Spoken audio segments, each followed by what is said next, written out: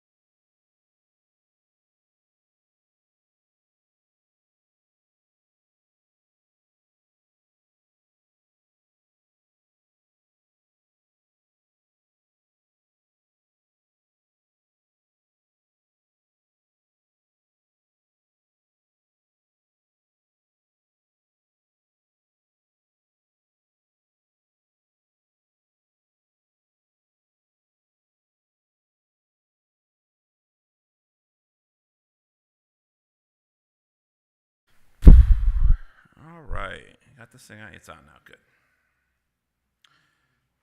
Let's see here. Yeah, that looks good. That looks good.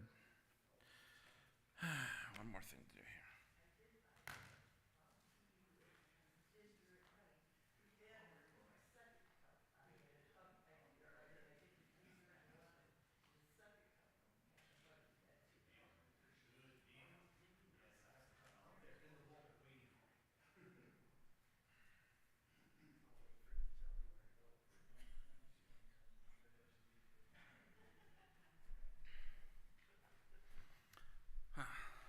Speaking of ginger, for those of you who like ginger, I was introduced to ginger jelly this weekend.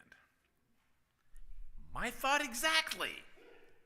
I might like peanut butter and jelly again. It is good stuff, let me tell you. I guess you get it at Costco, but it's in my refrigerator now, so no idea where it comes from. So,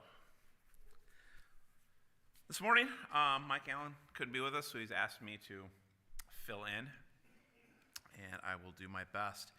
Today we're going to go over some kings. Israel is coming out of the time period that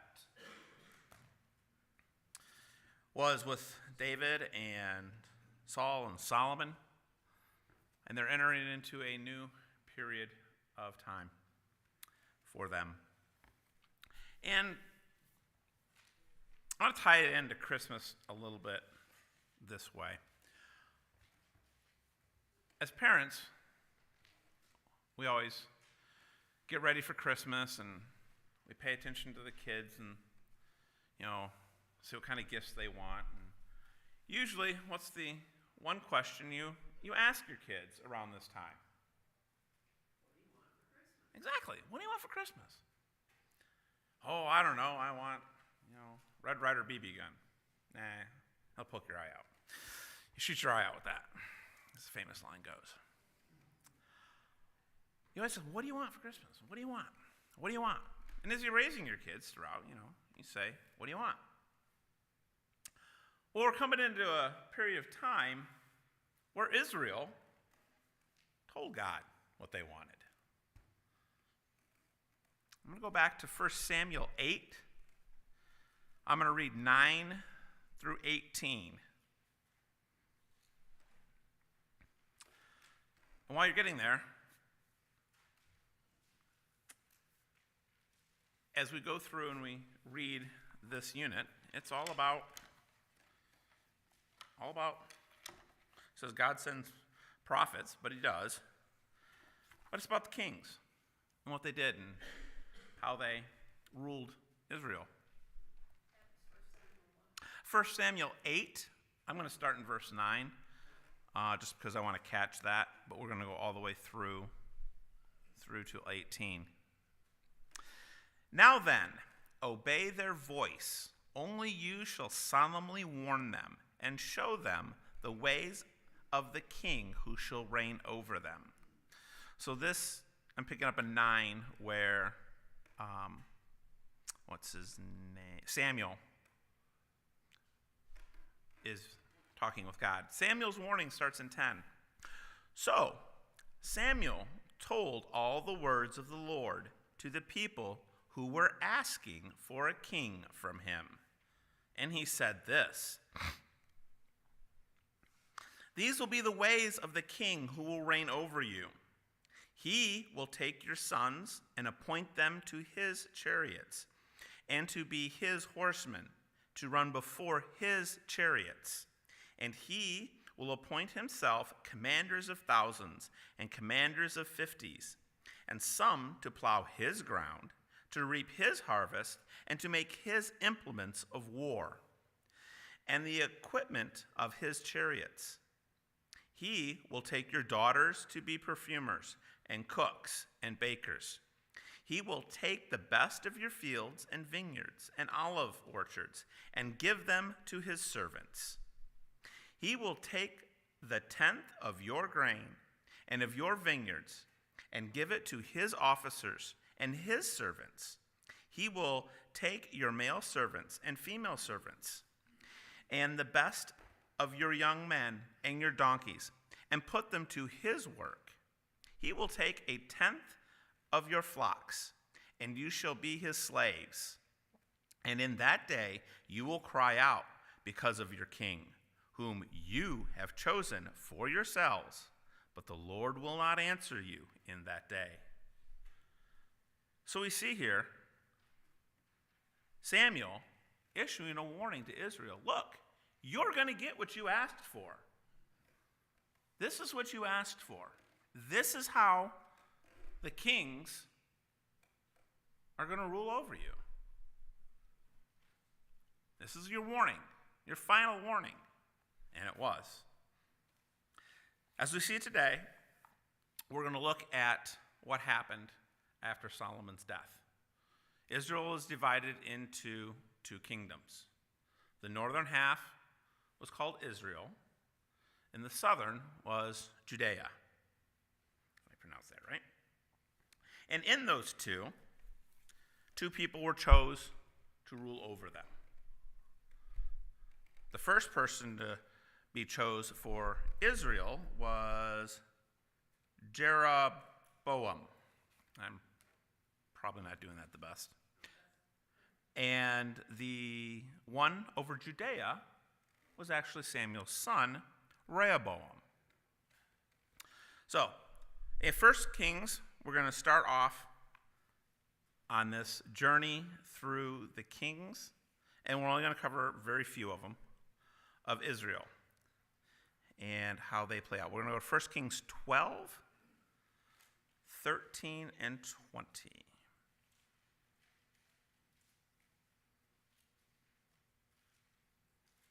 13 through 20, where we at? And I will get reading on that. And the king answered the people harshly, and forsaking the counsel that the old man had given him, he spoke to them according to the counsel of the young men, saying, My father made your yoke heavy, but I will add to your yoke. My father disciplined you with whips, but I will discipline with you with scorpions.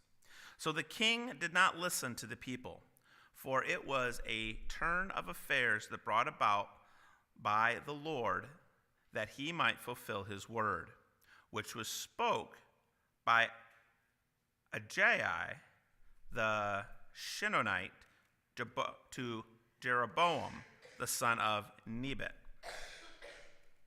And then all Israel saw that the king did not listen to them. The people answered the king, What portion do we have in David? We have no inheritance in the son of Jesse. To your tents, O Israel. Look, now to your own house, David. So Israel went to their tents. But Rehoboam resigned over the people of Israel who lived in the cities of Judea. Then King Rehoboam sent Adoram, who was taskmaster over the labored force, and all Israel stoned him to death with stones. King Rehoboam hurried to mount his chariot to flee to Jerusalem. So Israel had been in rebellion against the house of David to this day. And all Israel heard that Jeroboam had returned. They sent and called to him to the assembly and made him king of all Israel. There was none that followed the house of David, but the tribe of Judah only. So here we find out, who did Rahab continue to reign over? Judah. Yep, they reigned over Judah. And the rest of the tribes went to who? Up in the north. Jeroboam. So 10 tribes went up to Jeroboam, and Rehoboam had the tribe of Judah, which I guess included some of Benjamin and the Levites in the southern kingdom. And Jeroboam became the king of the northern. So let's take a look. We're going to take a look at the kings of Israel first, and Nick has handed out strips of paper First verse we're going to read is 1 Kings 14, 7 through 18. So who has 1 Kings 14, 7 through 18? All right, if you could read that for us. Go tell Jeroboam, thus saith the Lord, God of Israel, for as much as I exalted thee from among the people, and made thee prince over my people Israel, and rent the kingdom away from the house of David, and gave it to thee, and yet thou hast not been as my servant David, who kept my commandments, and who followed me with all his heart, to do that only which was right in my eyes, but hast done evil above all that were before thee, for thou hast gone and made thee other gods and molten images to provoke me to anger, and hast cast me behind thy back. Therefore, behold, I will bring evil on the house of Jeroboam, and will cut off from Jeroboam him that hisseth against the wall, and him that is shut up in Israel, and will take away the remnant of the house of Jeroboam, as a man taketh away young, till it be all gone. Him that dieth for Jeroboam, to the city shall the dogs eat. Him that dieth in the field shall the fowls of the air eat, for the Lord hath spoken it.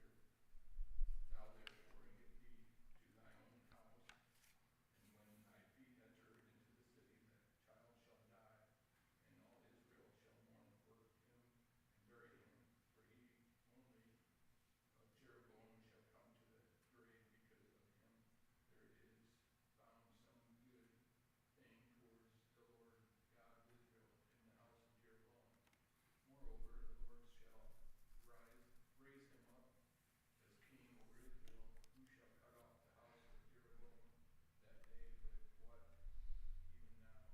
For the Lord shall smite Israel as a reed is shaken in the water, and he shall root up Israel out of this good land which he gave to their fathers, and shall scatter them beyond the river, because they have made their growth provoking the Lord to anger. And he shall give Israel up because of the sins of Jeroboam, who did sin, and who made Israel to sin. And Jeroboam's wife arose and departed, and came to Tirzerah, and when she came to the threshold of the door, the child died, and they buried him, and all Israel mourned for him, according to the word of the Lord, which he spake by the hand of his servant Elijah the prophet. All right. One of the things that we're going to see with Jeroboam as we look at the rest of these kings is he set the tenor. He set the tone for how the kings of Israel were going to be. If we look at this passage and look over it, how do you think he ruled? What kind of king do you think he was? Selfish. What else do you think he was?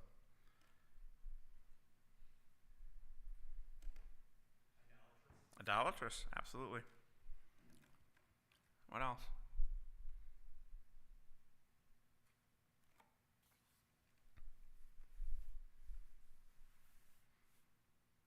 Pretty self-serving. He had turned away from God.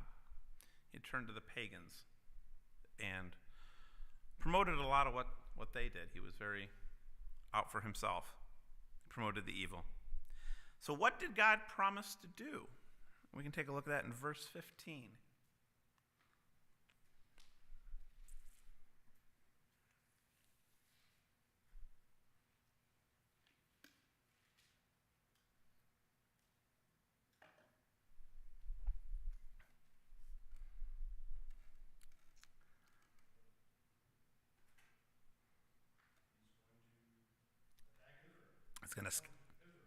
He's going to uproot them and scatter them beyond the Euphrates rivers.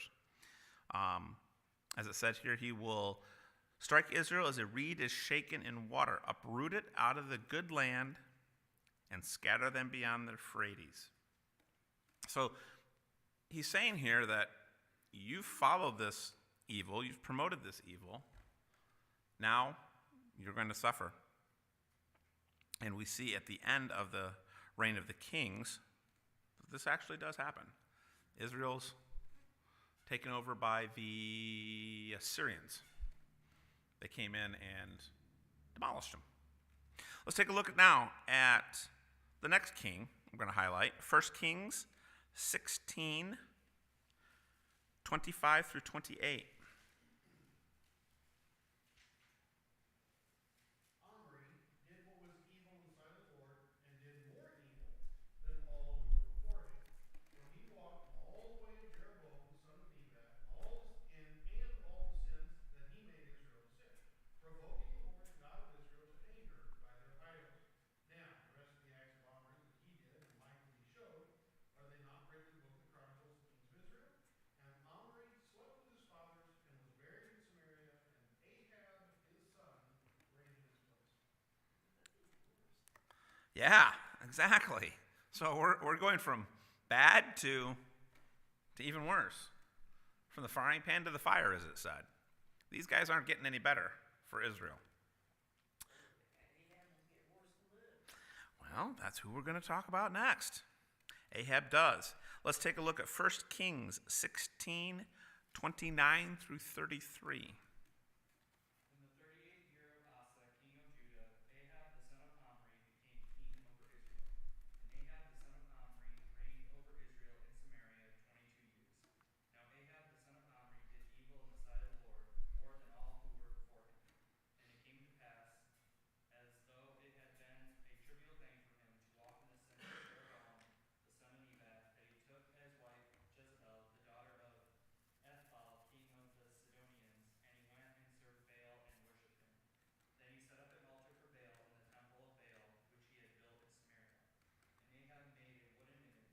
Ahab did more to provoke the Lord God of Israel to anger than all the kings of Israel who were before him. So, sounds like we've got a contest here who can provoke the Lord the worst. I mean, we think we got it bad when it starts off with Joab, and then we go to Omri, and now Ahab. I mean, it's just, as one colloquialism that I use, you're going to hell in a dump truck at full speed. I mean, it's just going downhill with these kings. Let's take a look at another king and find out if he gets any better. 2 Kings 10, 30 and 31. 2 Kings 10, 30 and 31. Sorry, I had 1 Kings. That's all right. Gives me time to catch up with you. And the Lord said to Jehu, because you have done well in doing what is right in my sight, and have done to the house of Ahab all that was in my heart, your son shall sit in the throne of Israel to the 4th generation. But Jehu took no heed to walk in the law of the Lord God of Israel with all his heart, for he did not depart from the sins of Jeroboam, who had made Israel sin. All right. So with this guy, we kind of see a glimmer of light as we talked about the first part. Because you have done well in carrying out what is right in my eyes, and you have done to the house of Ahab according to all that was in my heart.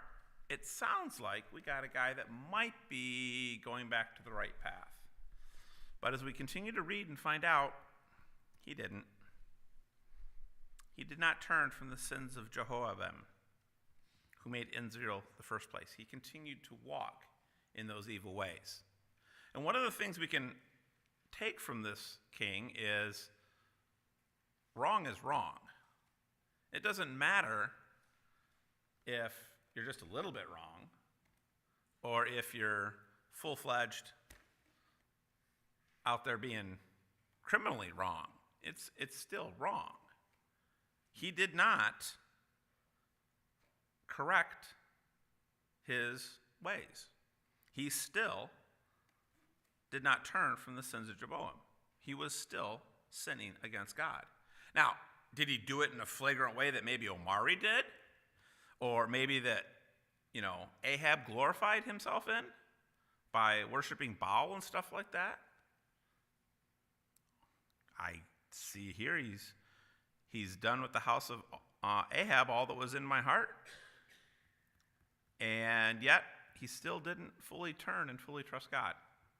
He still continued to follow in the way of Jehoshaphat. Let's take a look at the next king, see if we can get better.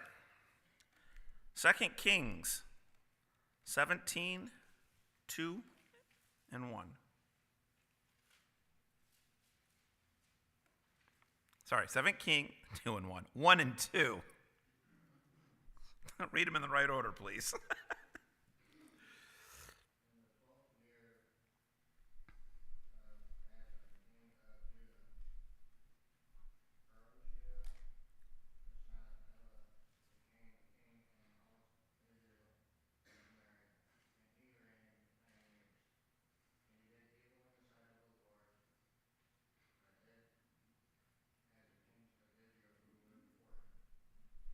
All right. So what do we see with this guy? Think he corrected his ways and started to walk the right path? No. He just did it differently. Just difference, all there was. He still did what was evil in the sight of the Lord. And if we take a look at all the kings that we've read so far, we see two things that are coming out prominent for the way they're described. They all say either A, they did evil in the sight of the Lord, or they followed in the sins of Jehoshaphat. And Jehoshaphat was not a stand-up guy. We find out he was also evil, turned from God, and promoted adultery.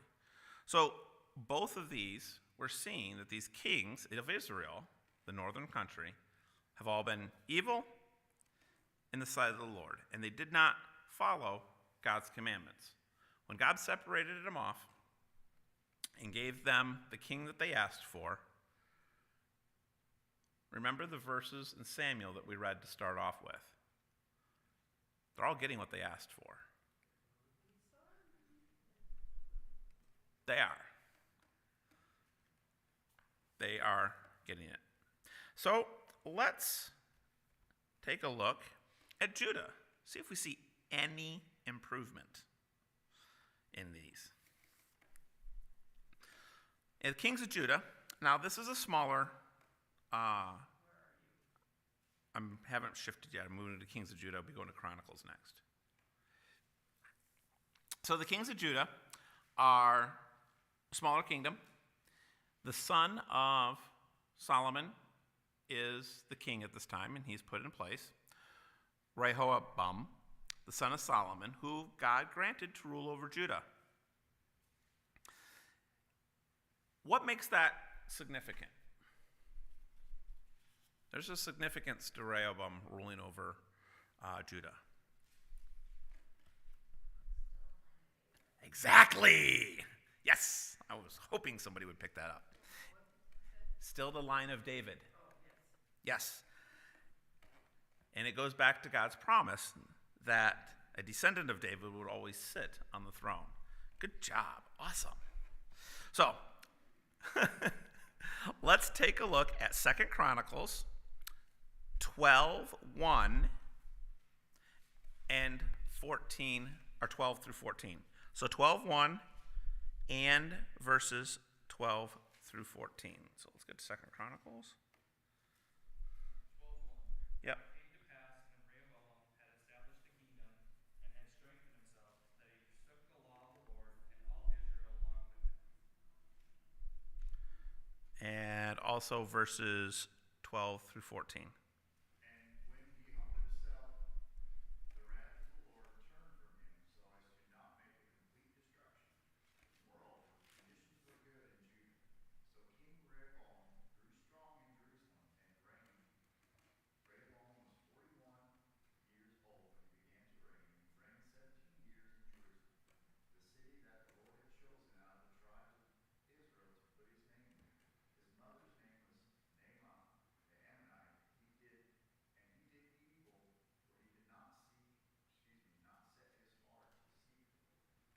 All right. So, Rehoboam, how do we think he's starting out?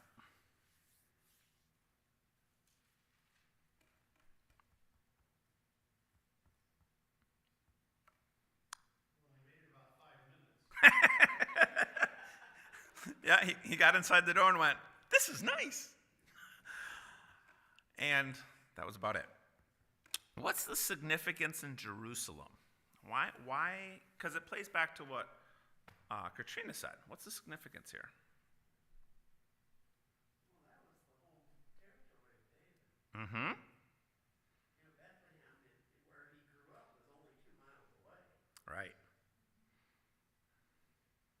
And it's also where God had chosen to honor his name there. And this is where the temple remained, even in the divided period. The temple remained in Jerusalem. So what was the relationship like between these two nations? I mean, they started out as one.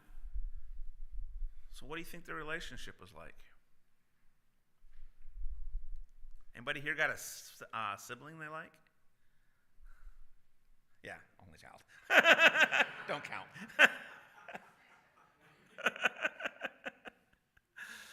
Yeah, they were constantly at each other's throats, literally. They were at war. I mean, I've got a few siblings, 1 or 2, and, you know, it's bed of roses, right? Yeah, I mean, if I went into what my brother and I did to each other, my kids would get ideas, so we're not going to. They don't need any more ideas than they got. They were always at war. They were constantly at each other's throats. And if we take a look at some more of the kings of Judah here in a second, we can kind of see why. So let's take a look at the next one. 1 Kings 15, 8 through 15. So we're going to go back to 1 Kings.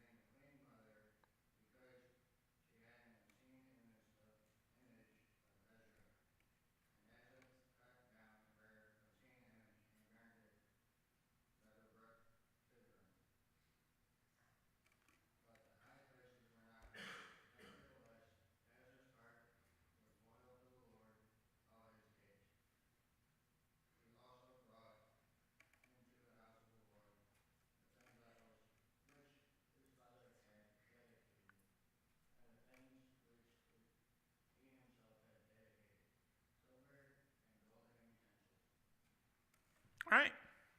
So this is King Asa. And how do we think he's doing so far?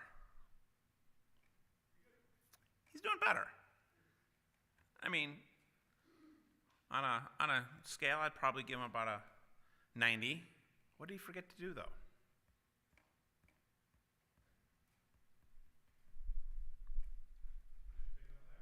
Exactly. He didn't take it out the high places. So there was still some remnants there. Wasn't 100% cleaning. But, he also removed Maacah, his mother, from being queen mother because she had made an abominable image. So he's even telling his family, this is not the way it's going to be. We're going to follow the Lord. What's a key verse in here, or key phrase, I should say, not key verse, that we actually hear in this, that we'll hear a few of the times in the Kings of Judah?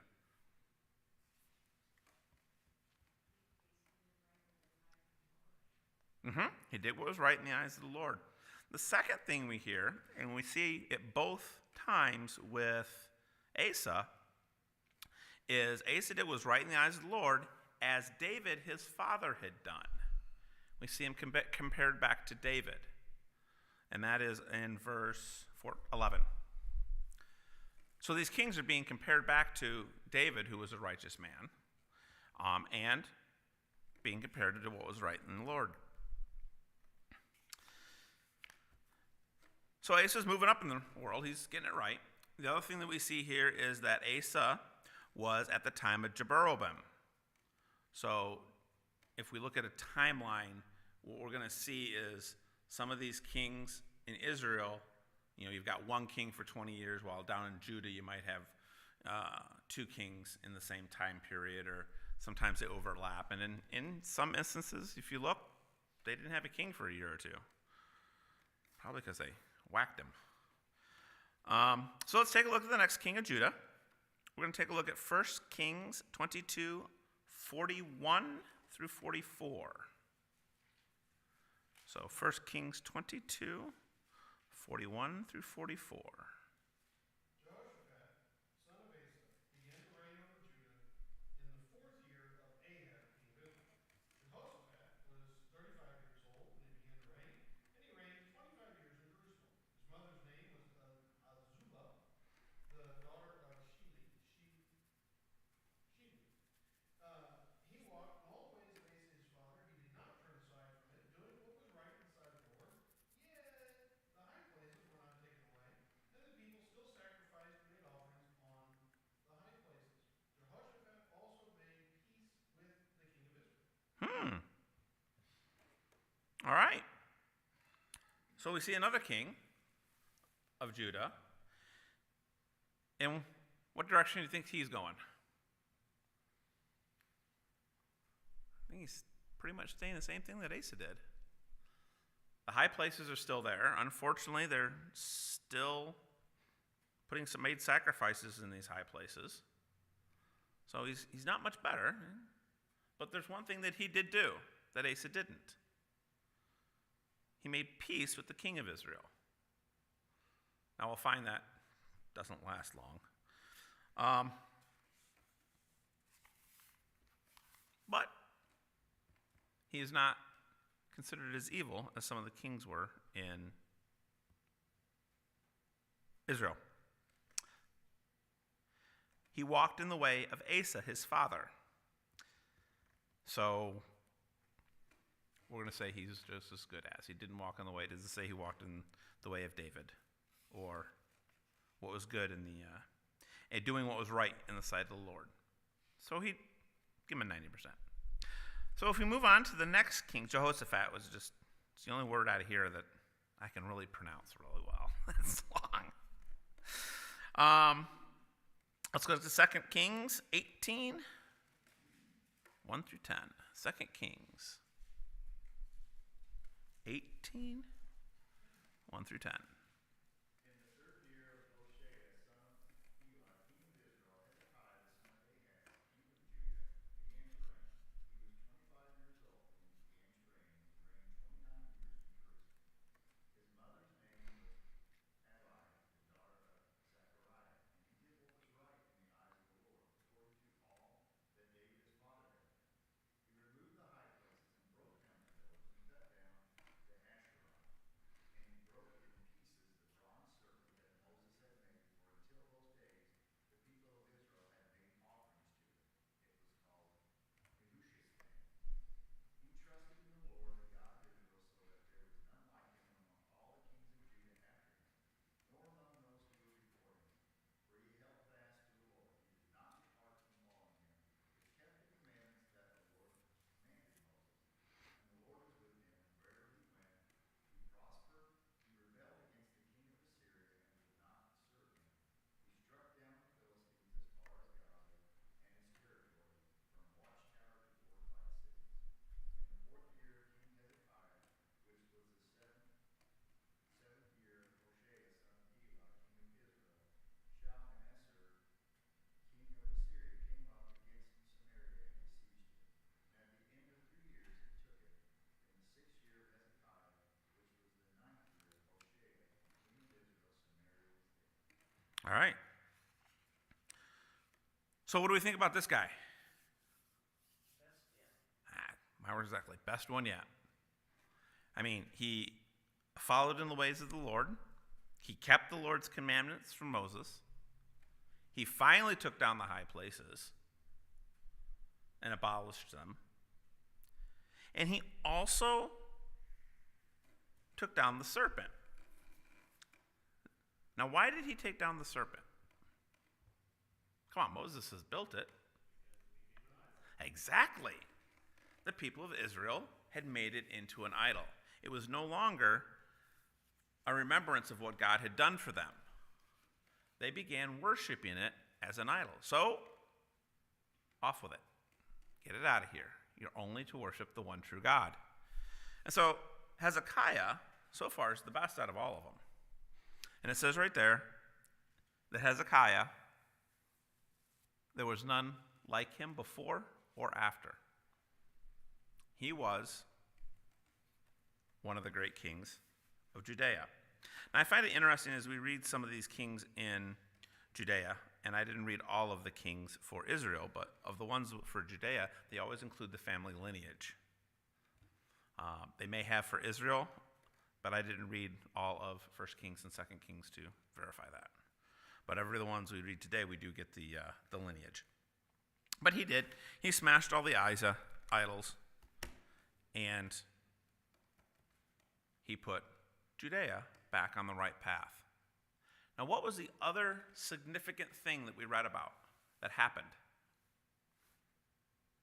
And it didn't happen to Judea. He did, but this military victory has nothing to do with Judea. Say with it? Yep. Yep. Assyria took over Israel, wiped them out, scattered them. So let's read the next king that we're going to talk about today. 2 Kings 24, 17 through 20.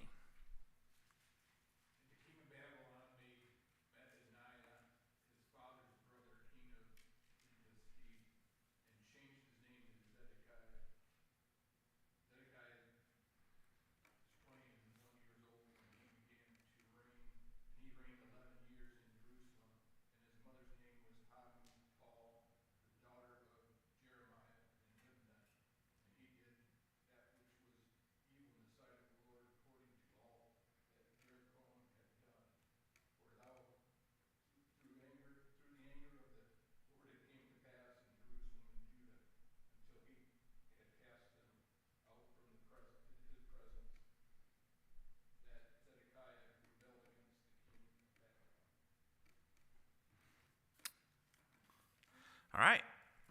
So, what happens to this guy? He kind of falls off the turnip truck. He does not continue as the previous Hezekiah did. He did what was evil in the sight of the Lord. Just when we think, yep, they learned the lesson. We're moving in the right direction. Another one comes up and continues to do what God promised back in Samuel. So what happens?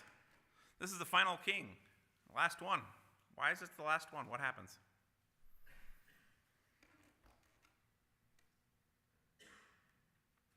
We learn it kind of in the last verse here. Yes, Nebuchadnezzar. Yep, they're out. So of all these kings, and we've only looked at a few of them. I mean, there's a lot more kings that were ruler over Israel and Judea. We've looked at Israel, and what's one of the things that we see with Israel? Israel especially. What's one of the things that we can pull out of these highlights of kings? They had more good kings than, Israel. They had more good kings than Israel. Correct. They were not all good, but No. did have more than Israel. Right. Israel seemed to, from the very beginning, forsake the Lord, go their own way, build their own idols, do everything they could to rebel against God. Judah didn't get off on the right foot, but at least by the time Hezekiah comes around, and with Hezekiah, they have rebuilt that. They are doing things what is pleasing to the Lord. They're keeping his commandments. They're tearing down these idols. Unfortunately, Zedekiah messes it all up. And by this time, the Lord is like, we're done. Nebuchadnezzar, have at it. And Nebuchadnezzar comes in and basically wipes him out. Everybody should have a worksheet here. It's called Worthy of a King. And I want to take a look and highlight a few things in this before we completely run out of time. These kings of Israel, God told them, what's one of the things that God told the Israelites never to do? One of many things, and I'll give you a hint, it has to do with who they marry. Not to marry a non-Israelite. Not to mix in with the Palestinians and the others. Now, why would he say that?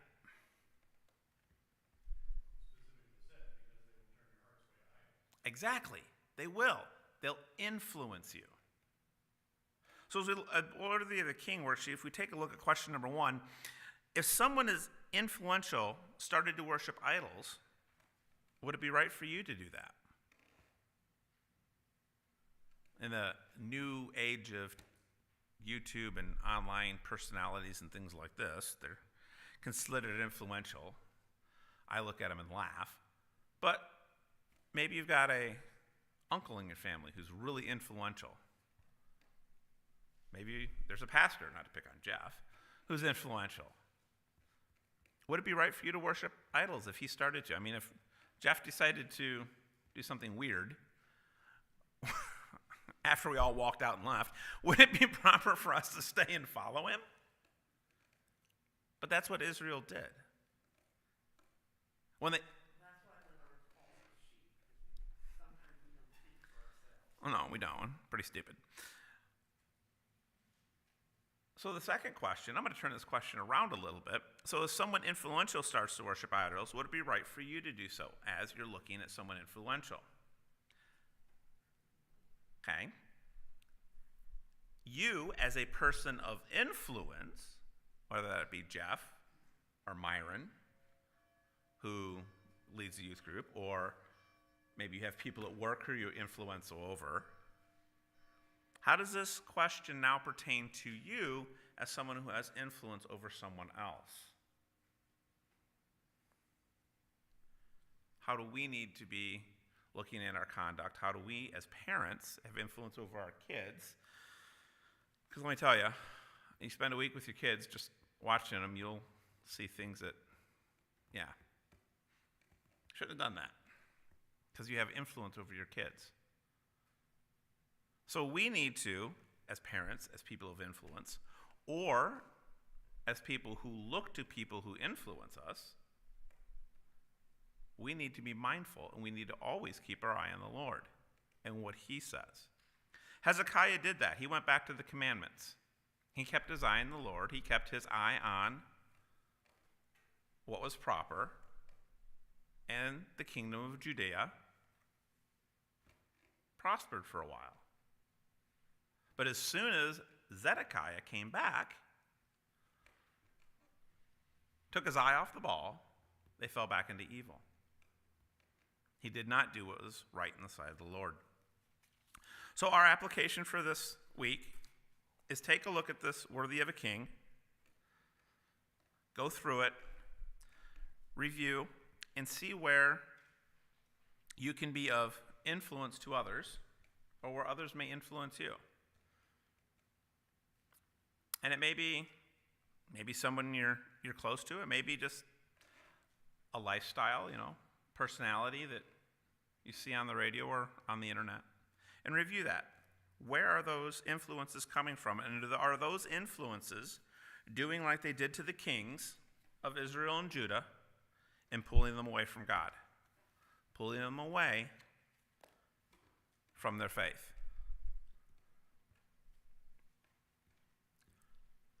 Something to think about for a bit. Mylon, would you give us a closing prayer, please?